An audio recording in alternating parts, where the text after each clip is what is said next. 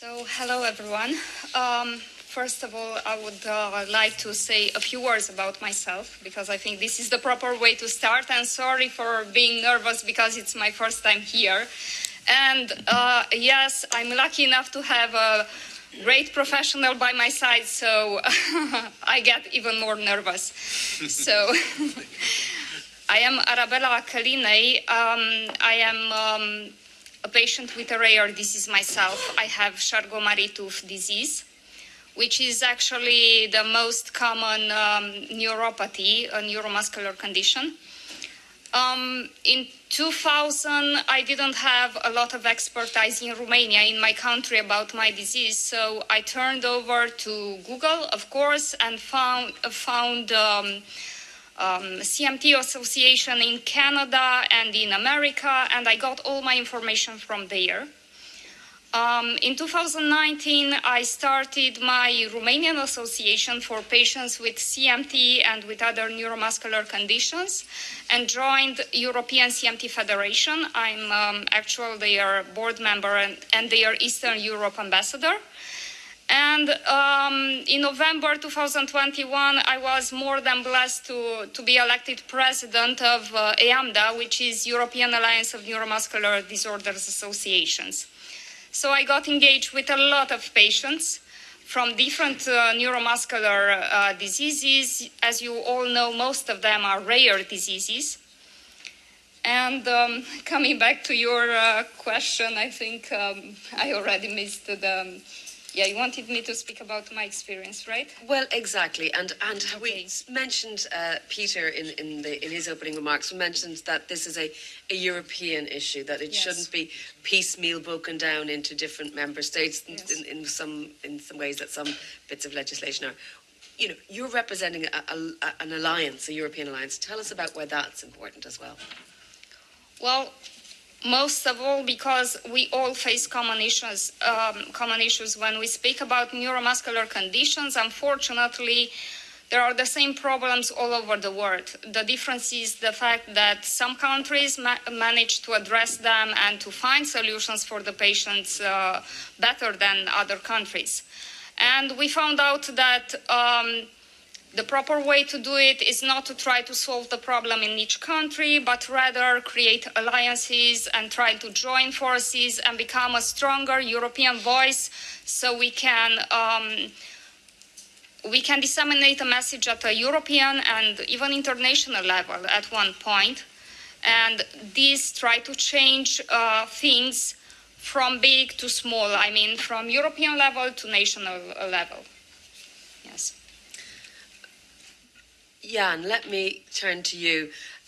You're representing non-governmental, patient-driven organisations. So tell me a bit from the patient's perspective. What does it mean day to day, and how do they feel the legislative process? Is it so remote that it feels out of touch, or obviously for people like yourselves on the panel, you're very much involved in it day to day? There's really two questions in your question, but starting maybe from the patient perspective of living with a rare disease, I'd like to refer to a survey that we did some time ago called Rare Barometer, and there is 3,000 families who answered across Europe in 23 languages. And what they've been declaring is that for 52% of them, so 1 in 2, it's a severe or very severe impact, the very severe being 20%. But then when you think about daily life, how does it translate? The time burden, for instance, it's for 2/3 of them, more than 2 hours of daily task linked to the disease for the carers. And that burden falls particularly on the women, well, more often the carers. And because that's not enough, it also means for the patients themselves that for 8 in 10 of them, they have difficulties to accomplish some of the daily task.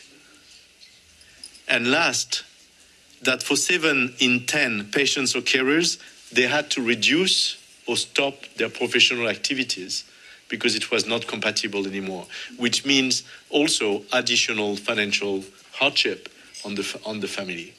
So that's what it means. And then we have also, obviously, more information about inclusion at school or at work. But the consequences are many. And it also probably changed the course of our life.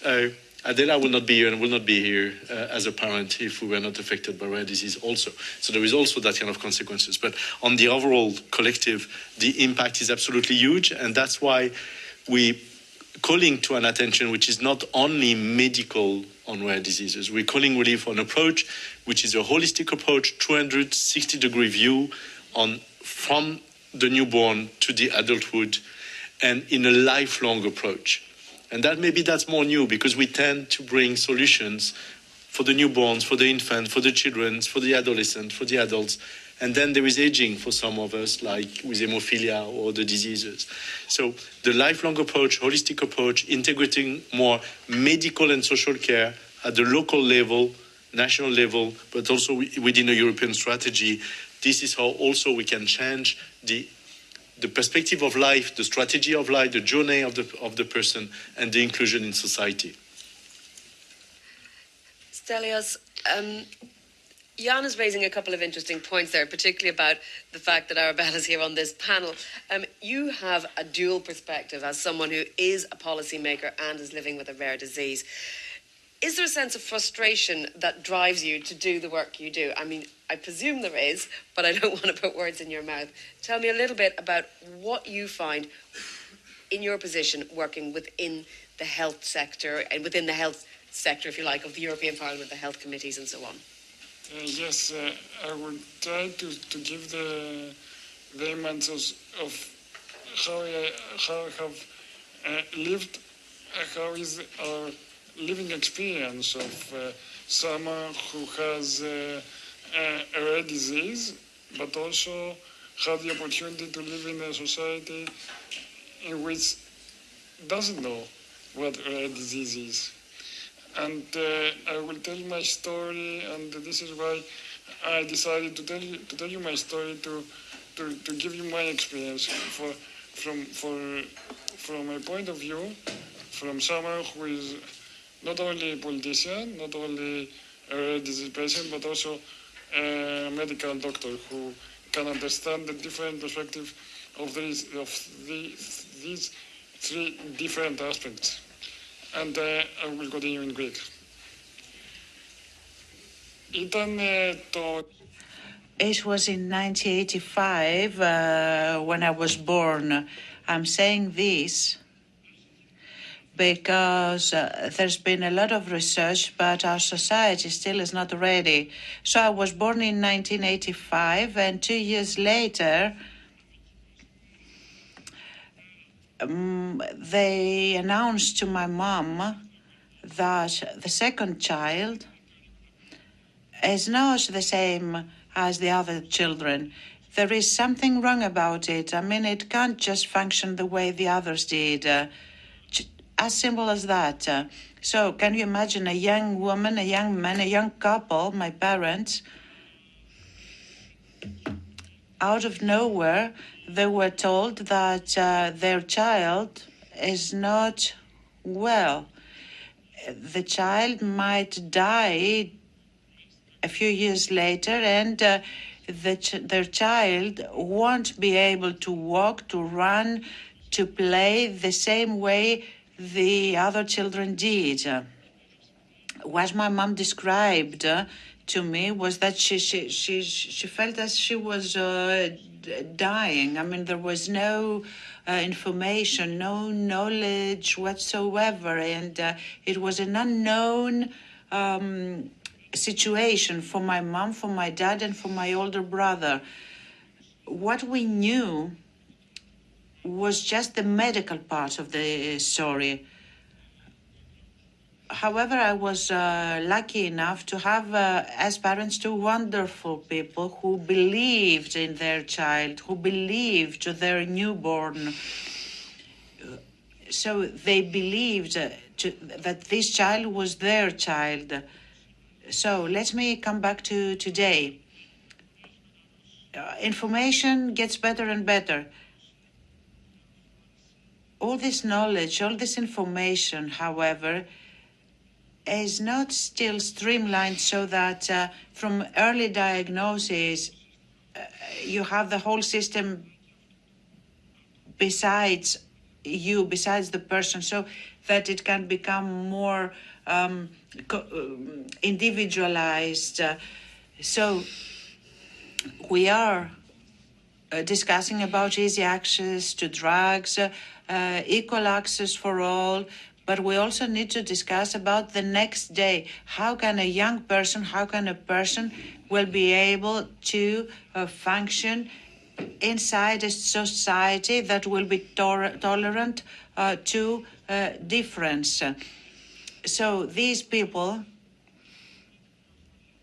who come in front of an unknown situation will get the information early, that they will know soon enough that their child is just different. It will survive, it will live, but in a different way.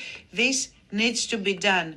And actually, the EPP week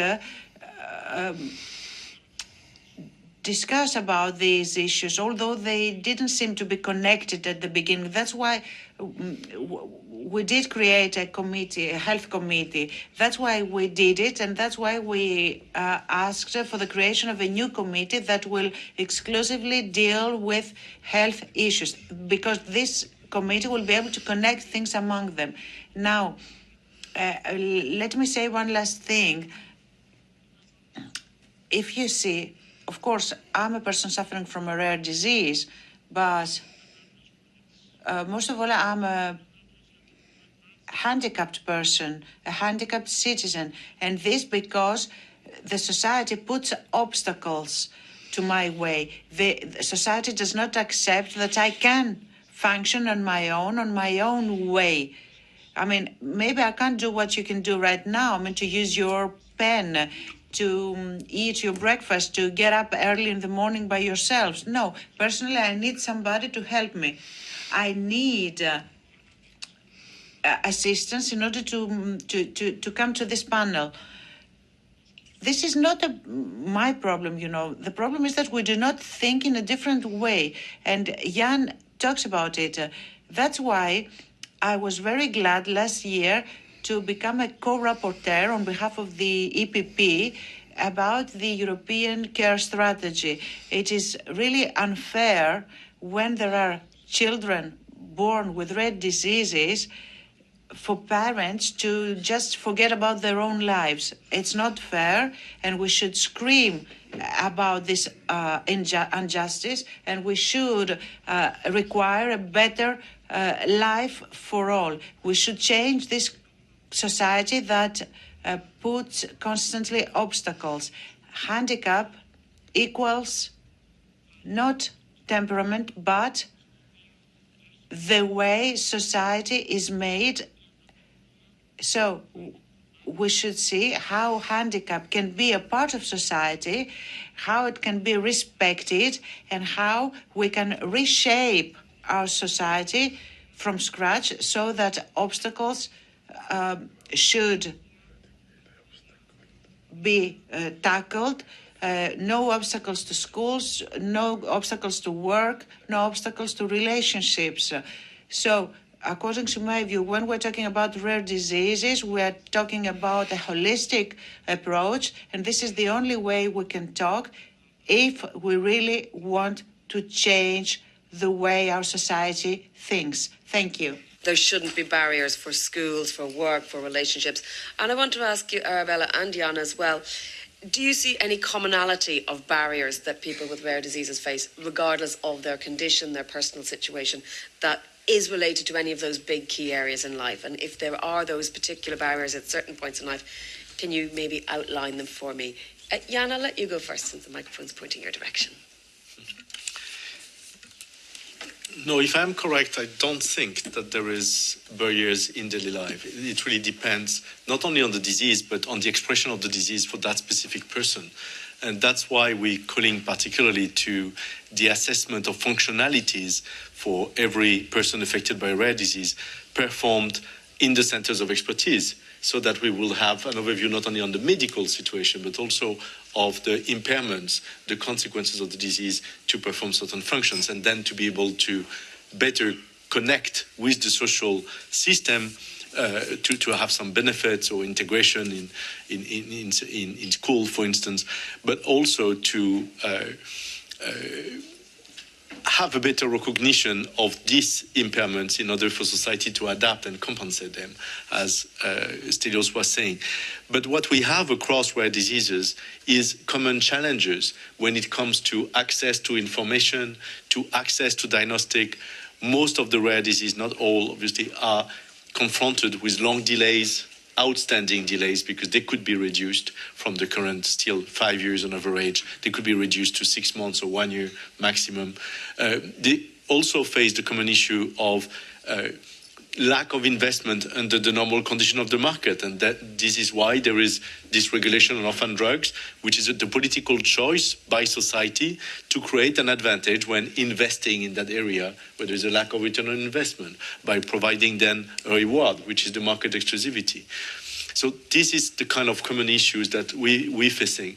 And today, what we're facing in terms of access of medicines also is that we see that it's worst for people with a rare disease when there is an available therapy than it is for the other disease areas or for society at large.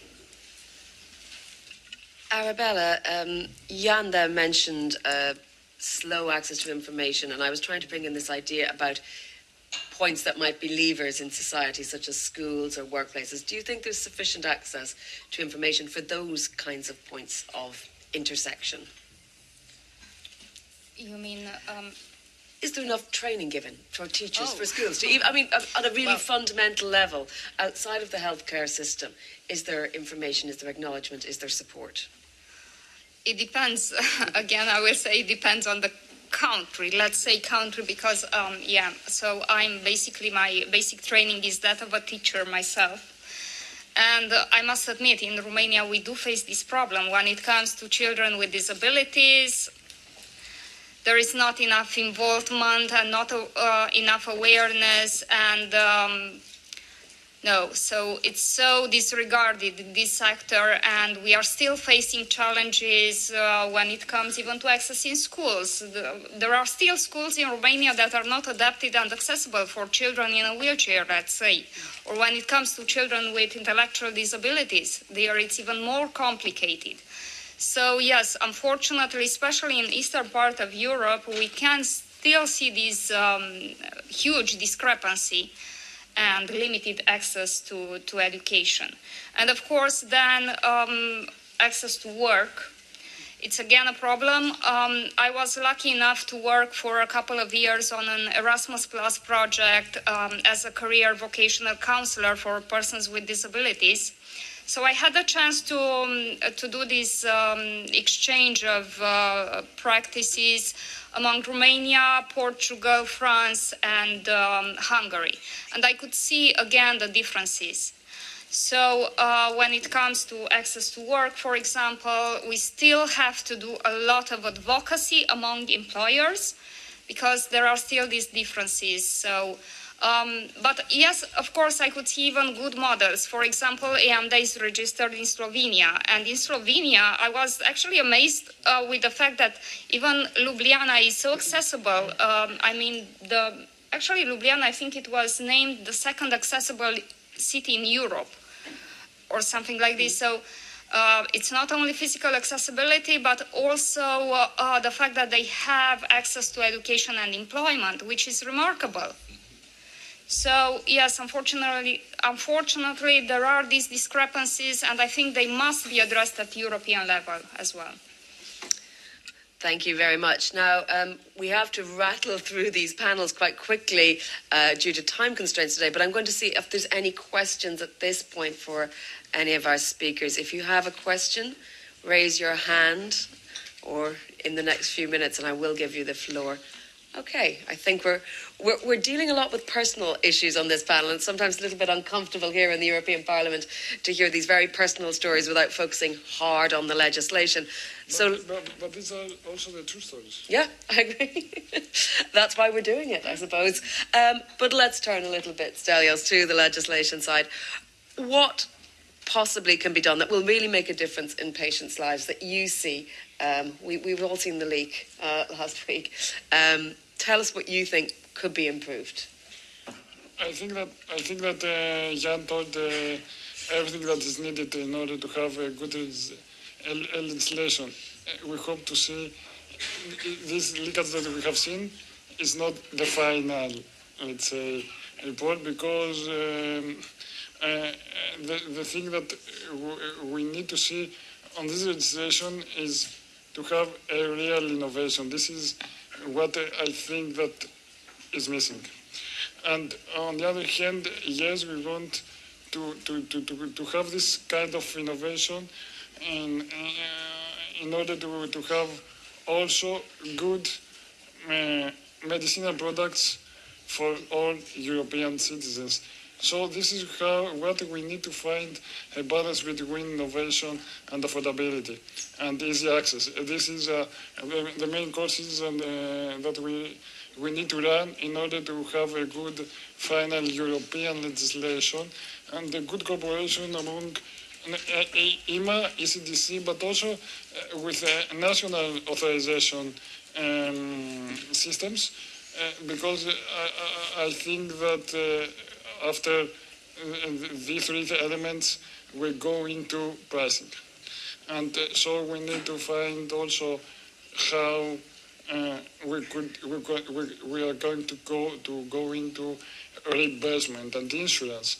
This is the main issues that we need to discuss when finally we have the text, because at the end of the day, we need to see health people. I mean, am I right in thinking that you see this mainly as avoiding discriminatory practices?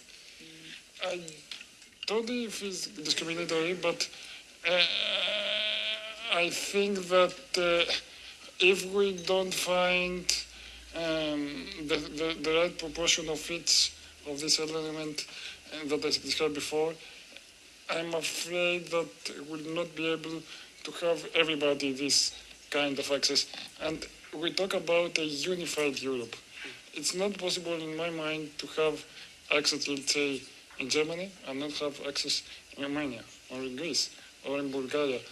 We need to find the same level of accessibility in every member state. Well, thank you. Jan, let me put a little bit of an awkward, uncomfortable question to you. How do you respond if people say, well, rare diseases, they're rare, we should focus on getting proper healthcare to everyone, which we haven't already delivered? Why shouldn't we go for the low-hanging fruit first? How do you counter that? And I know Stelios went some way towards that with his numbers at the beginning, but give me your response. First, I don't think we should oppose the needs of the one with cancer to the one with Alzheimer or with a rare disease. We need to do all of that in parallel, because what we want is a better society where people are at the optimum of their well-being. But rare is not a trap. Rare, when you bring the 6,000 rare diseases together, is meaningful. And that has been the story of that movement in the US, in Europe, and in the world now, is that it brings together people who are rare for each of these diseases or locally, but if they come together in a larger geographic pool like Europe or across rare diseases, then we represent 30 million people in Europe. That's what it is. So that's a large population. As Stelios was saying, when you look at the level of the world, the conservative numbers are 300 million people affected. And you don't even see them because they are not diagnosed, most of them. So that's the first level.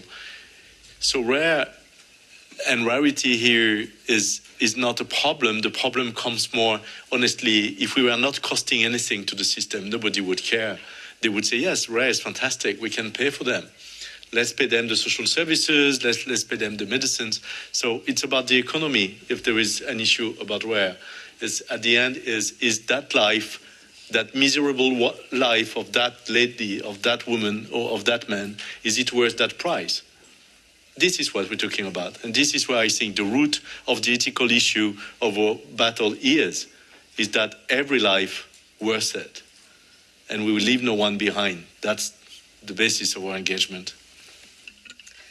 Thank you very much. It's a very strong message. Arabela, I'm going to ask you to give a final thought. Is there anything particularly you want to say to policymakers? We're here in the European Parliament. We're at a really key point in the legislative process. What would you like to see, or is there anything you would like policymakers to bear in mind? Well, first of all, I want to say that if I don't know, some years ago, people were thinking that people with disabilities need empathy and, I don't know, to be understood. Now we are living times when we can actually say that people with disabilities, people with rare diseases need solidarity. So solidarity should be the basis. Like now, for example, we have this earthquake in Turkey, and people are there and are helping. It's the same situation with people with rare disease, for example. And yes, every life matters, exactly like Jan said. And I would just say, because I'm also a mother, every one of us would understand the fact that every life matters if we had, for example, someone we love or a child with a rare disease. I think the politicians should consider this. They never know when they can develop themselves a rare disease or they can have a child with a rare disease. So rare disease is even more close to the society than they consider. Yeah, thank you. Also, a very final comment is what Jan said before. As medical doctors, we need, I think, a better education on the issue of rare diseases, and to have also the knowledge of what possibilities are. So I think that also is our responsibility, the responsibility of different universities, to show that someone who has rare disease is not a lost case, but is a person who have the opportunity, if he has the right treatment, he can live a very beautiful life. Thank you. Very well said. And that will wrap up nicely this panel. So a big round of applause to all the first speakers.